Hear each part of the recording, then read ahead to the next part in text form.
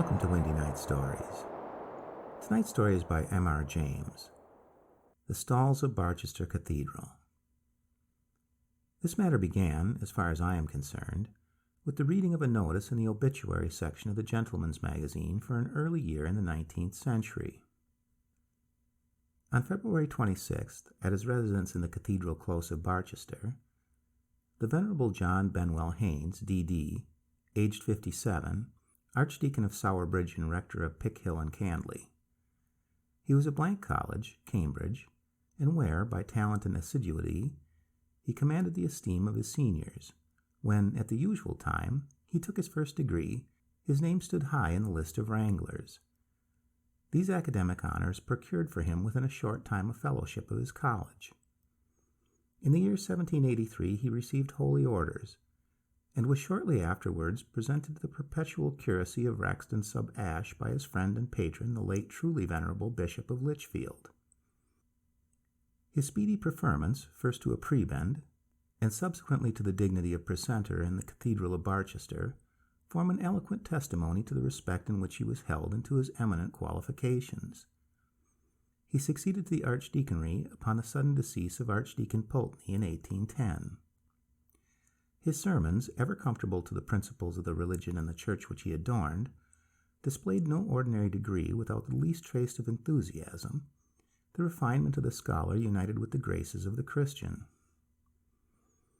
Free from sectarian violence and informed by the spirit of the truest charity, they will long dwell in the memories of his hearers.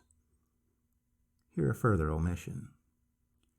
The productions of his pen include an able defense of episcopacy, which, though often pursued by the author of this tribute to his memory, affords but one additional instance of the want of liberality and enterprise which is too common a characteristic of the publishers of our generation.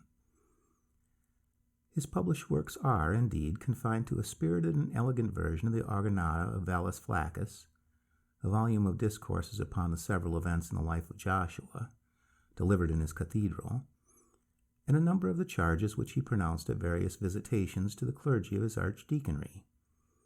These are distinguished by, etc., etc. The urbanity and hospitality of the subject of these lines will not be readily forgotten by those who enjoyed his acquaintance.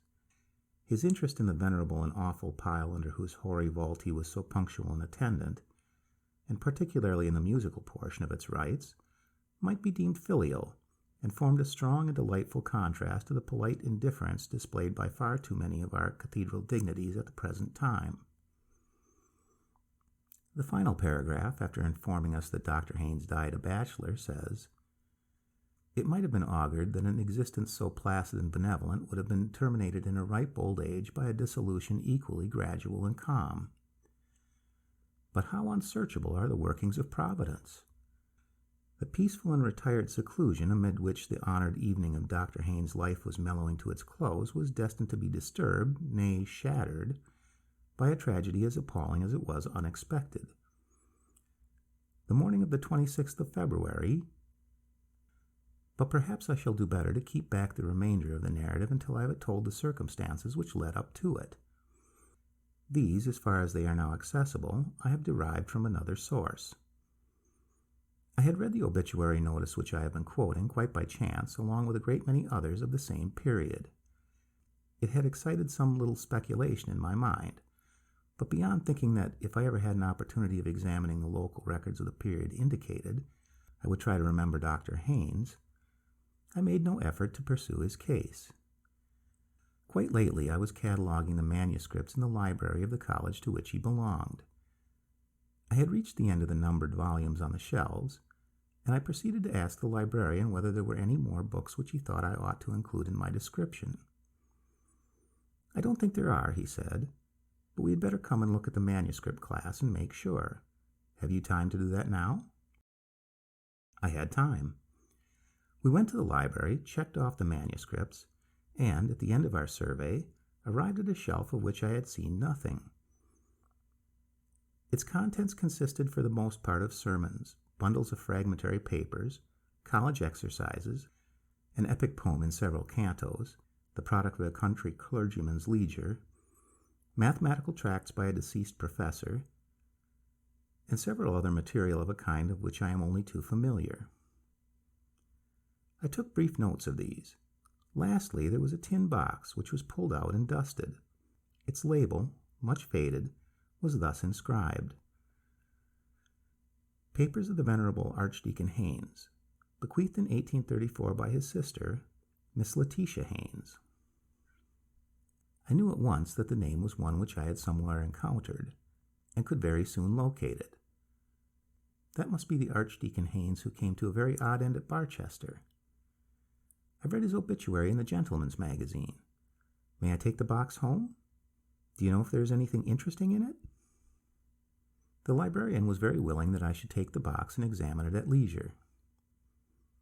I never looked inside it myself, he said, but I've always been meaning to. I am pretty sure that is the box which our old master once said ought never to have been accepted by the college. He said that to Martin years ago, and he said also that as long as he had control over the library, it should never be opened. Martin told me about it, and said he wanted terribly to know what was in it. But the master was librarian, and always kept the box in the lodge, so there was no getting at it in his time, and when he died it was taken away by mistake by his heirs, and only returned a few years ago. I can't think why I haven't opened it, but as I have to go away from Cambridge this afternoon, you had better have first go at it. I think I can trust you not to publish anything undesirable in our catalog. I took the box home and examined its contents, and thereafter consulted the librarian as to what should be done about the publication, and, since I have his leave to make a story out of it, provided I disguise the identity of the people concerned, I will try what can be done. The materials are, of course, mainly journals and letters. How much I shall quote and how much epitomize must be determined by considerations of space. The proper understanding of the situation has necessitated a little, not very arduous, research, which has been greatly facilitated by the excellent illustrations and texts of the Barchester volume in Bell's Cathedral series. When you enter the choir of Barchester Cathedral now, you pass through a screen of metal and colored marbles designed by Sir Gilbert Scott, and find yourself in what I must call a very bare and odiously furnished place. The stalls are modern, without canopies. The places of the dignitaries and the names of the prebends have fortunately been allowed to survive, and are inscribed on small brass plates affixed to the stalls. The organ is in the Triforium, and what is seen of the case is Gothic. The reredos in its surroundings are like every other. Careful engravings of 100 years ago show a very different state of things. The organ is on a massive classical screen. The stalls are also classical and very massive. There is a baldacchino of wood over the altar with urns upon its corners. Further east is a solid altar screen, classical in design, of wood, with a pediment, in which is a triangle surrounded by rays enclosing certain Hebrew letters in gold. Cherubs contemplate these. There is a pulpit with a great sounding board at the eastern end of the stalls on the north side, and there is a black and white marble pavement. 2 ladies and a gentleman are admiring the general effect. From the other sources I gather that the archdeacon's stall then, as now, was next to the bishop's throne at the southeastern end of the stalls. His house almost faces the west front of the church, and is a fine brick building of William III's time. Here Dr. Haynes, already a mature man, took up his abode with his sister in the year 1810. The dignity had long been the object of his wishes, but his predecessor refused to depart until he had attained the age of 92. About a week after he had held a modest festival in celebration of that 92nd birthday, there came a morning, late in the year, when Dr. Haynes, hurrying cheerfully into his breakfast room, rubbing his hands and humming a tune, was greeted, and checked in his genial flow of spirits, by the sight of his sister, seated, indeed, in her usual place behind the tea-urn, but bowed forward and sobbing unrestrainedly into her handkerchief. What is the matter? What bad news?" he began. "Oh, Johnny, you've not heard? The poor archdeacon." "The archdeacon? Yes. What is it? Ill, is he?" No. They found him on the staircase this morning. It is so shocking." "Is it possible? Dear, poor Pulteney." "Had there been any seizure?" "They don't think so, and that is almost the worst thing about it. It seems to have been all the fault of that stupid maid of theirs, Jane." Dr. Haynes paused. "I don't quite understand, Letitia. How was the maid at fault?" "Why, as far as I can make out, there was a stair rod missing, and she never mentioned it, and the poor archdeacon set his foot quite on the edge of the step. You know how slippery that oak is. And it seems he must have fallen almost the whole flight and broken his neck. It is so sad for Miss Pulteney. Of course they will get rid of the girl at once. I never liked her." Miss Haynes' grief resumed its sway, but eventually relaxed so far as to permit of her taking some breakfast. Not so her brother, who, after standing in silence before the window for some minutes, left the room and did not appear again that morning. I need only add that the careless maidservant was dismissed forthwith, but that the missing stair rod was very shortly afterwards found under the stair carpet, an additional proof, if any were needed, of the extreme stupidity and carelessness on her part. For a good many years Dr. Haynes had been marked out by his ability, which seems to have been really considerable, as the likely successor of Archdeacon Pulteney, and no disappointment was in store for him. He was duly installed and entered with zeal upon the discharge of those functions which are appropriate to one in his position. A considerable space in his journals is occupied with exclamations upon the confusion in which Archdeacon Pulteney had left the business of his office and the documents appertaining to it. Dues upon Ringham and Barneswood have been uncollected for something like 12 years and are largely irrecoverable. No visitation has been held for 7 years. 4 chancels are almost past mending. The persons deputized by the Archdeacon have been nearly as incapable of himself. It was almost a matter for thankfulness that the state of things had not been permitted to continue, and a letter from a friend confirms this view. Greek, Hokation, it says, in rather cruel allusion to the second epistle of the Thessalonians, is removed at last. My poor friend, upon what a scene of confusion will you be entering?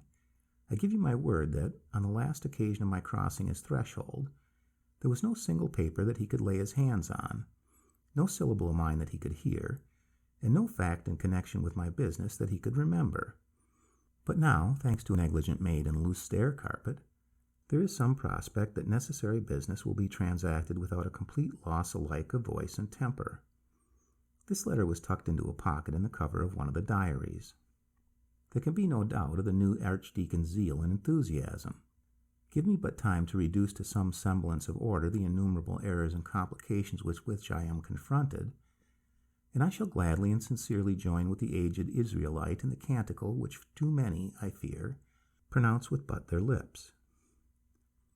This reflection I find, not in a diary, but a letter. The doctor's friends seem to have returned his correspondence to his surviving sister. He does not confine himself, however, to reflections.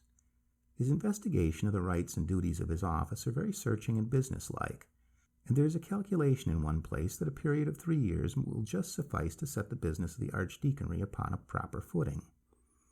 The estimate seems to have been an exact one. For just 3 years he is occupied in reforms, but I look in vain at the end of that time for the promised nunc dimittis. He has now found a new sphere of activity. Hitherto his duties have precluded him from being more than an occasional attendant at the cathedral services. Now he begins to take an interest in the fabric and the music. Upon his struggles with the organist, an old gentleman who had been in the office since 1786, I have no time to dwell. They were not attended with any marked success. More to the purpose is his sudden growth of enthusiasm for the cathedral itself and its furniture. There is a draft of a letter to Sylvanus Urban, which I do not think was ever sent, describing the stalls in the choir. As I have said, these were a fairly late date, of about the year 1700, in fact. The archdeacon's stall, situated at the southeast end, west of the episcopal throne, now so worthily occupied by the truly excellent prelate who adorns the see of Barchester, is distinguished by some curious ornamentation. In addition to the arms of Dean West, by whose efforts the whole of the internal furniture of the choir was completed, the prayer desk is terminated on the eastern extremity by 3 small but remarkable statuettes in the grotesque manner. One is an exquisitely modeled figure of a cat, whose crouching posture suggests with admirable spirit the suppleness, vigilance, and craft of the redoubted adversary of the genus mus. Opposite to this is a figure seated upon a throne and invested with the attributes of royalty. But it is no earthly monarch whom the carver has sought to portray. His feet are studiously concealed by a long robe in which he is draped, but neither the crown nor the cap which he wears suffice to hide the prick ears and curving horns which betray his Tartarian origin. And the hand which rests upon his knee is armed with talons of horrifying length and sharpness. Between these two figures stands a shape muffled by a long mantle. This might at first sight be mistaken for a monk or friar of the Orders Grey, for the head is cowled and a knotted cord depends from somewhere about the waist. A slight inspection, however, will lead to a very different conclusion. The knotted cord is quickly seen to be a halter held by a hand all but concealed within the draperies, while the sunken features and, horrid to relate, the rent flesh upon the cheekbones proclaim the King of Terrors. These figures are evidently the production of no unskilled chisel, and should it chance that any of your correspondents are able to throw light upon their origin and significance, my obligations to your valuable miscellany will be largely increased. There is more description in the paper, and, seeing that the woodwork in question has now disappeared, it has considerable interest. A paragraph at the end is worth quoting. Some late researches among the chapter accounts have shown me that the carving of the stalls was not, as usually reported, the work of Dutch artists, but was executed by a native of this city or district called Austin. The timber was procured from an oak copse in the vicinity, the property of the dean and chapter known as Hollywood.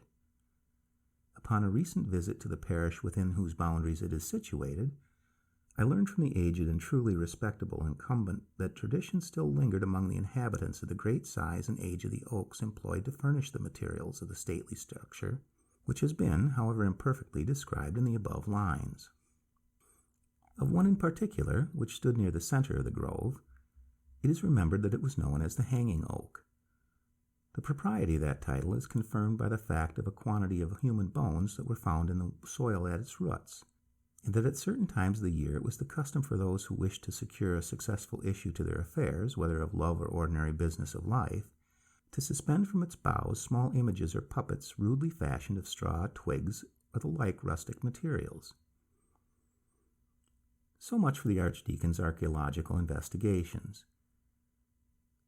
To return to his career as it is to be gathered from his diaries. Those of his first 3 years of hard and careful work show him throughout in high spirits, and doubtless, during this time, that reputation for hospitality and urbanity which is mentioned in his obituary notices was well deserved. After that, as time goes on, I see a shadow coming over him, destined to develop into utter blackness, which I cannot but think must have been reflected in his outward demeanor. He commits a good deal of his fears and troubles to his diary. There was no other outlet for them. He was unmarried, and his sister was not always with him. But I am much mistaken if he has told all that he might have told. A series of extracts may be given. August 30th, 1816. The days begin to draw in more perceptibly than ever. Now that the archdeaconry papers have been reduced to order, I must find some further employment for the evening hours of autumn and winter. It is a great blow that Letitia's health will not allow her to stay through these months. Why not go on with my defense of episcopacy? It might be useful. September 15. Letitia has left me for Brighton. October 11. Candles lit in the choir for the first time at evening prayers. It came as a shock. I find that I absolutely shrink from the dark season. November 17. Much struck by the character of the carving on my desk. I do not know that I ever carefully noticed it before. My attention was called to it by an accident. During the Magnificat, I was, I regret to say, almost overcome with sleep. My hand was resting on the back of a carved figure of the cat, which is the nearest to me of the 3 figures at the end of my stall.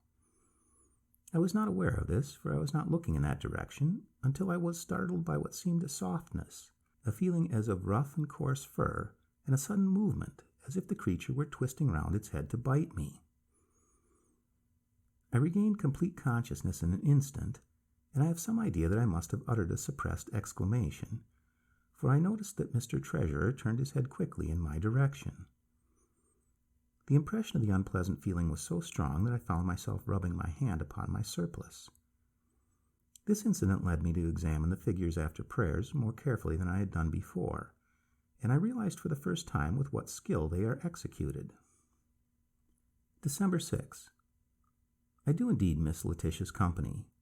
The evenings, after I have worked as long as I can at my defense, are very trying. The house is too large for a lonely man, and visitors of any kind are too rare. I get the uncomfortable impression when going to my room that there is company of some kind. The fact is, I may as well formulate it to myself, that I hear voices. This, I am well aware, is a common symptom of incipient decay of the brain, and I believe that I should be less disquieted than I am if I had any suspicion that this was the cause. I have none whatever. Nor is there anything in my family history to give color to such an idea. Work, diligent work, and a punctual attention to the duties which fall on me is my best remedy, and I have little doubt that it will prove efficacious. January 1. My trouble is, I must confess it, increasing upon me. Last night, upon my return after midnight from the deanery, I lit my candle to go upstairs. I was nearly at the top when something whispered to me, "Let me wish you a Happy New Year." I could not be mistaken. It spoke distinctly and with peculiar emphasis. Had I dropped my candle, as I all but did, I trembled to think what the consequences must have been. As it was, I managed to get up the last flight and was quickly in my room with the door locked and experienced no other disturbance. January 15. I had occasion to come downstairs last night to my workroom for my watch, which I had inadvertently left on my table when I went up to bed. I think I was at the top of the last flight when I had a sudden impression of a sharp whisper in my ear. "Take care." I clutched the balusters and naturally looked round at once. Of course there was nothing. After a moment I went on. It was no good turning back. But I had as nearly as possible fallen. A cat, a large one by the feel of it, slipped between my feet, but again, of course, I saw nothing. It may have been the kitchen cat, but I do not think it was. February 27. A curious thing last night, which I should like to forget. Perhaps if I put it down here, I may see it in its true proportion. I worked in the library from about 9 to 10. The hall and staircase seemed to be unusually full of what I can only call movement without sound. By this I mean that there seemed to be continuous going and coming, and that whenever I ceased writing to listen or looked out into the hall, the stillness was absolutely unbroken. Nor, in going to my room at an earlier hour than usual, about 10:30, was I conscious of anything that I could call a noise. It so happened that I had told John to come to my room for the letter to the bishop which I wished to have delivered early in the morning at the palace. He was to sit up, therefore, and come for it when he heard me retire. This I had for the moment forgotten, though I had remembered to carry the letter with me to my room. But when, as I was winding up my watch, I heard a light tap at the door in a low voice saying, "May I come in?" which I most undoubtedly did hear, I recollected the fact and took up the letter from my dressing table, saying, "Certainly, come in." No one, however, answered my summons, and it was now that, as I strongly suspect, I committed an error. For I opened the door and held the letter out. There was certainly no one at that moment in the passage, but, in the instance of my standing there, the door at the end opened and John appeared carrying a candle. I asked him whether he had come to the door earlier, but am satisfied that he had not. I do not like the situation, but although my senses are very much on the alert, and though it was some time before I could sleep, I must allow that I perceived nothing further of an untoward character. With the return of spring, when his sister came to live with him for some months, Dr. Haynes' entries become more cheerful, and indeed, no symptom of depression is discernible until the early part of September, when he was again left alone. And now, indeed, there is evidence that he was incommoded again, and that more pressingly. To this matter I will return in a moment, but I digress to put in a document which, rightly or wrongly, I believe to have a bearing on the thread of the story. The account books of Dr. Haynes, preserved along with his other papers, show, from a date but little later than that of his institution as archdeacon, a quarterly payment of £25 to J.L. Nothing could have been made of this had it stood by itself. but I connect with it a very dirty and ill-written letter, which, like another I have quoted, was in a pocket in the cover of the diary. Of date or postmark there is no vestige, and the decipherment was not easy. It appears to run, Dear Sir, I have been expecting to hear from you these last weeks, and not having done so, must suppose you have not got mine, which was saying how me and my man has met in with bad times this season. All seems to go cross with us on the farm, and which way to look for the rent we have no knowledge of. It has been a sad case for us if you have been a great liberality probably, but the exact spelling defies reproduction, to send £40, otherwise steps will have to be took, which I should not wish.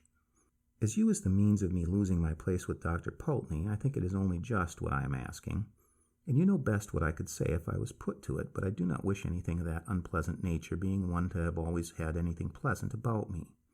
Your obedient servant, Jane Lee. At about the time which I suppose this letter would have been written, there was, in fact, a payment of £40 to J.L. We return to the diary. October 22. At evening prayers during the Psalms, I had that same experience which I recollect from last year. I was resting my hand on one of the carved figures as before. I usually avoid that of the cat now, and, I was going to have said, a change came over it. But that seems attributing too much importance to what must, after all, be due to some physical affection in myself. At any rate, the wood seemed to become chilly and soft as if made of wet linen. I can assign the moment to which I became sensible of this. The choir were singing the words, Set thou an ungodly man to be ruler over him, and let Satan stand at his right hand. The whispering in my house was more persistent tonight. I seemed not to be rid of it in my room. I have not noticed this before. A nervous man, which I am not, and hope I am not becoming, would have been much annoyed, if not alarmed by it.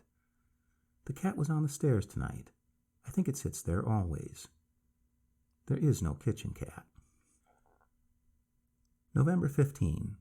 Here again I must note a matter which I do not understand. I am much troubled in sleep. No definite image presented itself, but I was pursued by the very vivid impression that wet lips were whispering into my ear with great rapidity and emphasis for some time together.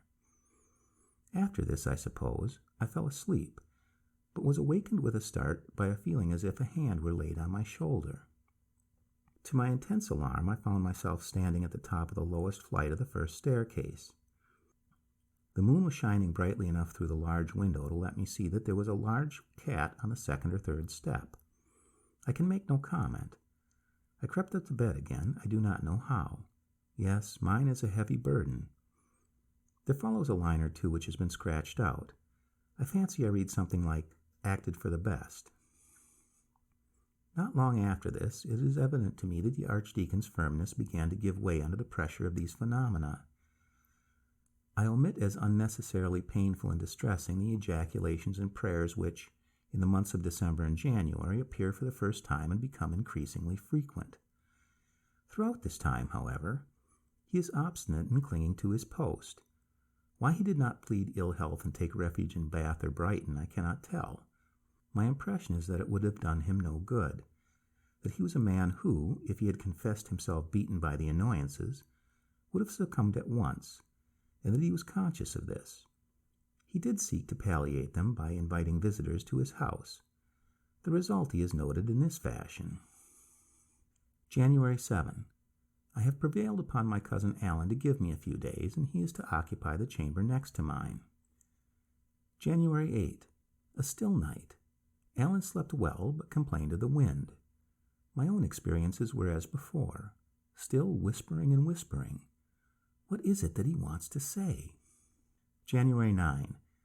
Alan thinks this is a very noisy house. He thinks, too, that my cat is an unusually large and fine specimen, but very wild. January 10. Alan and I in the library until 11. He left me twice to see what the maids were doing in the hall. Returning the second time, he told me that he had seen one of them passing through the door at the end of the passage, and said if his wife were here, she would soon get them into better order. I asked him what colored dress the maid wore. He said gray or white. I supposed it would be so.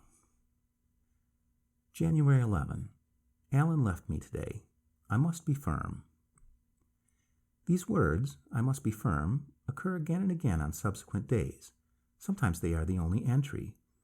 In these cases, they are in an unusually large hand, and dug into the paper in a way that must have broken the pen that wrote them. Apparently the Archdeacon's friends did not remark any change in his behavior, and this gives me a high idea of his courage and determination. The diary tells us nothing more than I have indicated of the last days of his life. The end of it all must be told in the polished language of the obituary notice. The morning of the 26th of February was cold and tempestuous. At an early hour, the servants had occasion to go to the front hall of the residence occupied by the lamented subject of these lines. What was their horror upon observing the form of their beloved and respected master lying upon the landing of the principal staircase, in an attitude which inspired the gravest fears. Assistance was procured, and a universal consternation was experienced upon the discovery that he had been the object of a brutal and murderous attack. The vertebral column was fractured in more than one place. This might have been the result of a fall. It appeared that the stair carpet was loosened at one point. But in addition to this, there were injuries inflicted upon the eyes, nose, and mouth, as if by the agency of some savage animal, which, dreadful to relate, rendered those features unrecognizable. The vital spark was, it is needless to add, completely extinct, and had been so, upon the testimony of respectable medical authorities, for several hours. The author or authors of this mysterious outrage are alike buried in mystery, and the most active conjecture has hitherto failed to suggest a solution of the melancholy problem afforded by this appalling occurrence. The writer goes on to reflect upon the probability that the writings of Mr. Shelley, Lord Byron, and M. Voltaire may have been instrumental in bringing about the disaster, and concludes by hoping, somewhat vaguely, that this event may operate as an example to the rising generation, but this portion of his remarks need not be quoted in full. I had already formed the conclusion that Dr. Haynes was responsible for the death of Dr. Pulteney. But the incident connected with the carved figure of death upon the Archdeacon's stall was a very perplexing feature. The conjecture that it had been cut out of the wood of the hanging oak was not difficult, but it seemed impossible to substantiate. However, I paid a visit to Barchester, partly with the view of finding out whether there were any relics of the woodwork to be heard of. I was introduced by one of the canons to the curator of the local museum, who was, my friend said, more likely to be able to give me information on the point than anyone else. I told this gentleman of the description of certain carved figures and arms formerly on the stalls, and asked whether any had survived. He was able to show me the arms of Dean West and some other fragments. These, he said, had been got from an old resident, who also once owned a figure, perhaps one of those I was inquiring for. There was a very odd thing about that figure, he said. The old man who had it told me that he picked it up in a wood yard, whence he had obtained the still extant pieces, and had taken it home for his children. On the way home he was fiddling about with it, and it came in two in his hands, and a bit of paper dropped out. This he picked up, and, just noticing that there was writing on it, put it in his pocket, and subsequently into a vase on his mantelpiece. I was at his house not very long ago, and happened to pick up the vase and turn it over to see whether there were any marks on it, and the paper fell into my hand. The old man, on my handing it to him, told me the story I have told you, and said I might keep the paper. It was crumpled and rather torn, so I had it mounted on a card, which I have here. If you can tell me what it means, I shall be very glad, and also, I may say, a good deal surprised. He gave me the card. The paper was quite legibly inscribed in an old hand, and this is what was on it. When I grew in the wood, I was watered with blood. Now in the church I stand. Who that touches me with his hand, if a bloody hand he bear, I counsel him to beware, lest he be fetched away, whether by night or day, but chiefly when the wind blows high, in a night of February. This I dreamt, 26 February, anno 1699, John Austin. I suppose it is a charm or a spell. Wouldn't you call it something of that kind? Said the curator. Yes, I said, I suppose one might. What became of the figure in which it was concealed? Oh, I forgot, said he. The old man told me it was so ugly and frightened his children so much that he burnt it. The end.